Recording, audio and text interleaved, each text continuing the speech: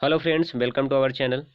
देखिए फ्रेंड्स, आज से बायोलॉजी के क्वेश्चन का सीरीज स्टार्ट कर रहे हैं, जिसमें ये पहला पार्ट है और ये बहुत ही इंपॉर्टेंट क्वेश्चन है।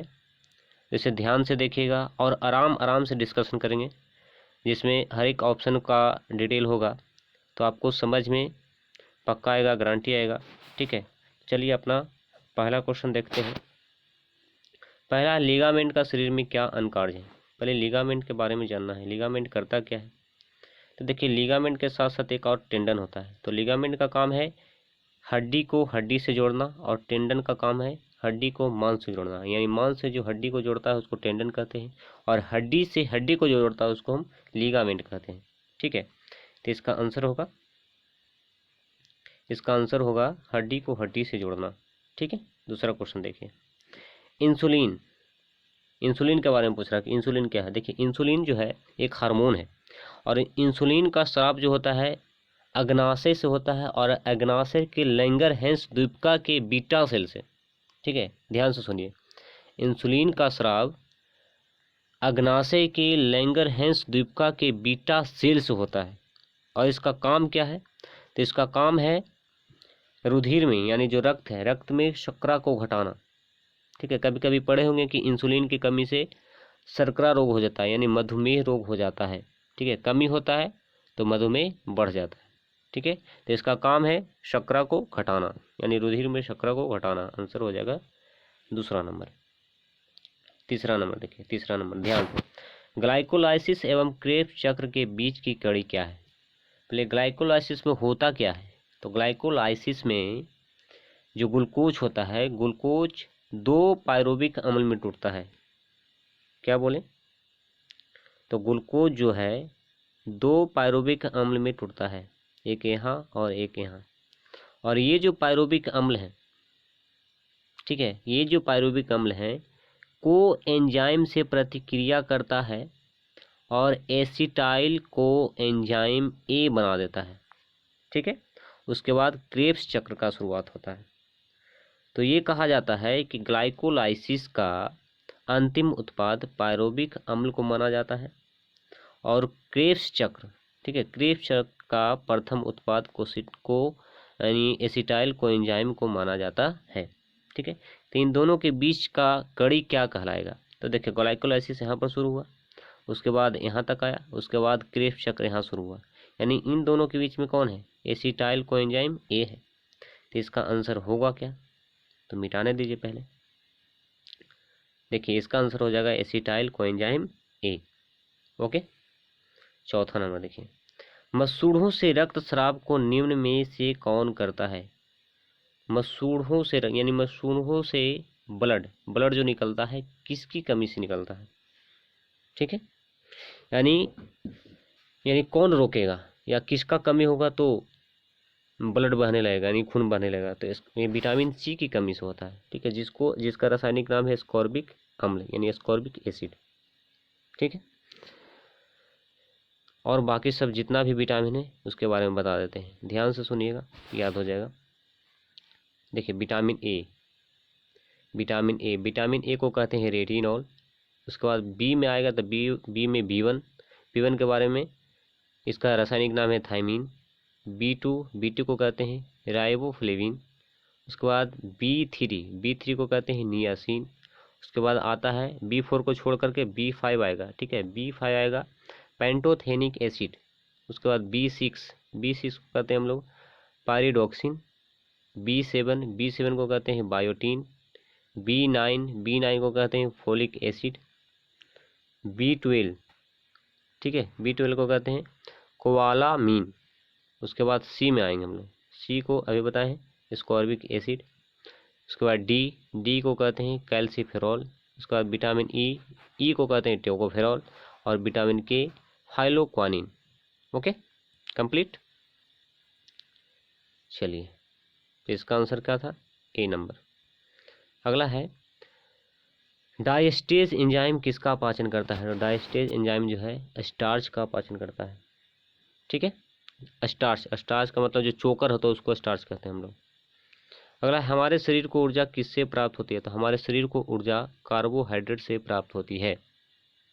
ठीक है, अगर तुरंत एनर्जी लेना है, इंस्टेंट एनर्जी लेनी है तो कार्बोहाइड्रेट लिया जाता है, उससे इंस्टेंट एनर्जी आती है। ठीक है, अगला चलिए, ग्लाइकोलाइसिस का अंतिम उत्पाद क्या है? अभी बताए थे ग्लाइकोलाइसिस का अंतिम उत्पाद पायरुविक एसिड होता है, तो आंसर हो जाएगा चौथा नंबर। हमारे शरीर के आंतरिक अंग किनके द्वारा शरीर की भीतरी सतह से जुड़े होते हैं? तो शरीर की भीतरी सतह से, कोशिका से नहीं, अस्थियों से नहीं, तंतुओं से नहीं, लीगामेंट के द्वारा जुड़ा हो रहता है। बोले थे लीगामेंट हड्डी को हड्डी से जोड़ेगा और टेंडन जो है हड्डी को मांस से जोड़ता है। ठीक है, 9वां नंबर देखिए,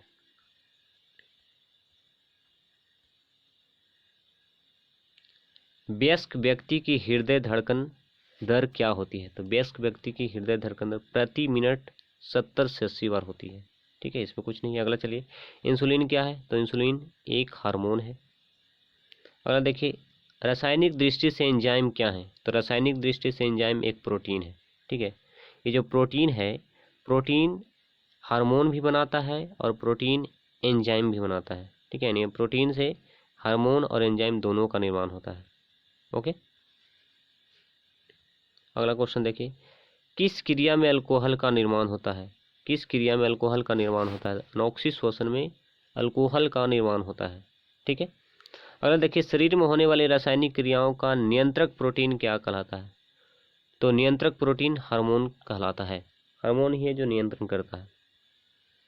अगला चलिए, ग्लूकोज के वायवीय श्वसन में कितनी ऊर्जा प्राप्त होती है? तो ध्यान रखिएगा 637 यानी 637 किलो कैलोरी ऊर्जा प्राप्त होती है। ठीक है, अगला है फ्रेंड्स, मनुष्य के कंधे में, एक मिनट, मनुष्य के कंधे में किस प्रकार की संधि होती है? तो मनुष्य का जो कंधा है, कंधा हाथ, ये बीच वाला, ठीक है, इसी से ना गेंद फेंकते हैं, तो गेंद से याद रखिएगा, गेंद खलिका संधि। ये पिवोट संधि जो हमारा सर होता है, सर यानी जो गर्दन है, ठीक है, गर्दन और ये जो सर है जो जोड़ा हुआ है, उसी को कहते हैं पिवोट संधि। अचल संधि में क्या आएगा? अचल संधि में आता है ये जो हमारा दांत है, यानी जो चलता नहीं है, उसको हम लोग कहते हैं अचल संधि। ठीक है, अगला चलिए, तो इसका आंसर क्या हुआ? इसका आंसर तीसरा नंबर हो गया। ठीक है, चलिए 16 नंबर है, मानव हृदय में रक्त परिसंचरण का सही क्रम। तो इसको डिटेल करते हैं, ध्यान से सुनिएगा, याद हो जाएगा आराम से। देखिए, इसमें पहले यहाँ पर हट बनाते हैं, ये हट हो गया। हट में 4 चैम्बर होते हैं, 4 चैम्बर बना दिए। ठीक है, ये जो है इसको हम लोग कहते हैं दायां अलिंद, ये है दायां नीले, यह है बायां अलिंद, शॉर्ट में लिख रहे हैं, यह है बायां नीले। ठीक है, उसके बाद ध्यान देखिए, देखिए इसमें जो है कार्बन डाइऑक्साइड आता है, इसमें भी कार्बन डाइऑक्साइड और इसमें ऑक्सीजन, इसमें ऑक्सीजन। ठीक है, ये जो है दायां अलिंद में पूरे शरीर, ठीक है, पूरे शरीर से आता है ब्लड इसमें। उसके बाद आएगा दायां नीले में, दायां नीले से यहाँ पर लंग्स बनाते हैं, लंग्स को फेफड़ा कहेंगे। दायां जो नीले है, नीले से फेफड़ा में जुड़ा हुआ रहता है। ठीक है, और ये फेफड़ा से फिर जुड़ा हुआ रहता है बायां अलिंद में। ओके, बायां अलिंद से आएगा बायां नीले में, बायां नीले से पूरा शरीर में जाता है। ठीक है, तो ये देखिए, ये जो लंग्स है और ये जो दायां नीले है, ये जो जुड़ा हुआ है, इसमें कार्बन डाइऑक्साइड ना आ रहा है, तो कार्बन डाइऑक्साइड में जनरली कार्बन डाइऑक्साइड जो बहता है जनरली किससे बहता है? शीरा से बहता है। ठीक है, किससे बहता है? शीरा से। लेकिन यहाँ पर जो है इसको हम लोग कहते हैं फुफ्फुस धमनी। ठीक है, यही एक धमनी है, ठीक है, जो कार्बन डाइऑक्साइड को ढोता है, यानी जिस ब्लड में कार्बन डाइऑक्साइड होता है उसी को ये ढोता है, यानी इसी के द्वारा जाता है।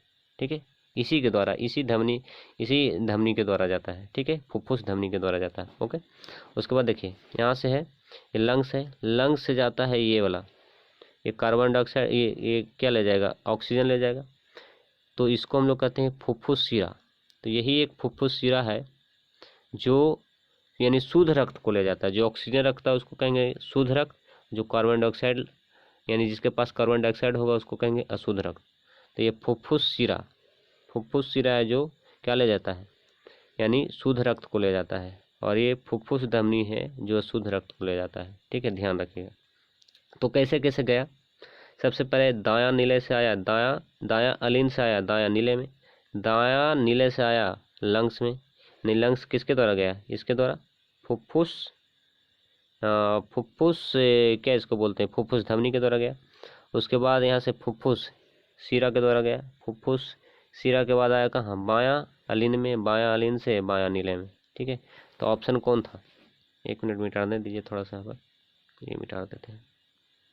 देखिए ऑप्शन में देखिए, यहाँ था दायां अलिन ऑप्शन दूसरा में देखिए दायां अलिन, उसके बाद दायां नीले, उसके बाद फुफ्फुस धमनी बोले थे इसको ना, फुफ्फुस धमनी, फुफ्फुस धमनी से फेफड़ा में, फेफड़ा से फुफ्फुस सिरा, पल्मोनरी को हम लोग कहते हैं फुफ्फुस, उसके बाद बायां नीले, उसके बाद बायां अलिन से महाधमनी, जो शरीर में पूरा जुड़ता है उसको कहते हैं महाधमनी। तो इसका आंसर हो जाएगा दूसरा नंबर।